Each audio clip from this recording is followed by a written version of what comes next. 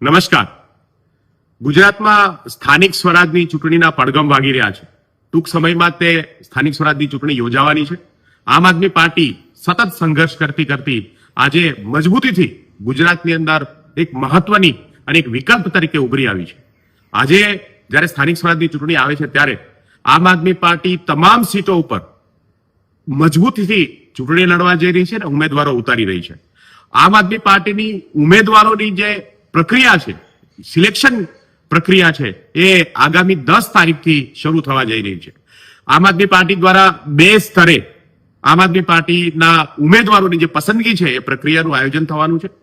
પહેલા જિલ્લા અને લોકસભા સ્તર ઉપર આગામી 10 તારીખથી લઈ અને 15 તારીખ સુધીની અંદર અલગ અલગ જિલ્લાઓમાં અલગ અલગ લોકસભાની અંદર આમ આદમી પાર્ટીની સ્ક્રુટિની કમિટી જે છે એ બેસશે અને તમામ જે દાવેદારો છે જેમણે આમ આદમી પાર્ટીમાં ઉમેદવારી કરવા ઉત્સુક છે એ તમામ દાવેદારોને મળશે.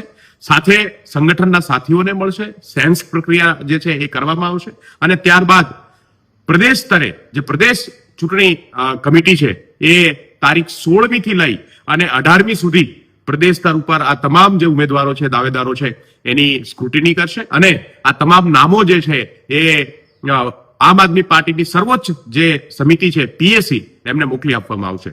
મને પૂરી આશા છે કે આમ આદમી પાર્ટીના તમામ કેન્ડિડેટો જે છે એ આગામી 20મી માર્ચ પછી અમે તમામ સીટો ઉપર મજબૂત દાવેદારો, મજબૂત ઉમેદવારો જે છે એ ઉતારવા જઈ રહ્યા છે અને આ પ્રક્રિયા જે છે એ ખૂબ જ ટ્રાન્સપરન્ટ અને પારદર્શક રહેવાની છે, જેની અંદર પાર્ટીના કાર્યકર્તાઓ, પાર્ટીના પદાધિકારીઓ અને સાથે સમર્થકો પણ આ જે પ્રક્રિયા છે એની અંદર ભાગ લઈ શકશે અને ગુજરાતના લોકો, ગુજરાતના યુવાનો, ગુજરાતને આ ભાજપની પીડામાંથી મુક્ત કરવા માંગતા તમામ લોકોને આમ આદમી પાર્ટીની આ સ્ક્રુટિની પ્રક્રિયાની અંદર સહકાર કરવા બદલ અને જેમણે પણ ઉમેદવારી કરવી છે, જેમણે પણ રાજનીતિમાં આવવું છે, એ આ જિલ્લા સ્તરની જ્યારે આમ આદમી પાર્ટીની સ્ક્રુટિની પ્રક્રિયા, સેન્સની પ્રક્રિયા થતી હોય એમાં ભાગ લેવા માટે આપ સૌને આવકારું છું અને આવો સાથે મળીને ગુજરાતને ભાજપના અત્યાચારથી મુક્ત કરીએ. આવો ગુજરાતને સાચા અર્થમાં વિકસિત બનાવીએ, સાચા અર્થમાં ગુજરાતનો વિકાસ કરીએ.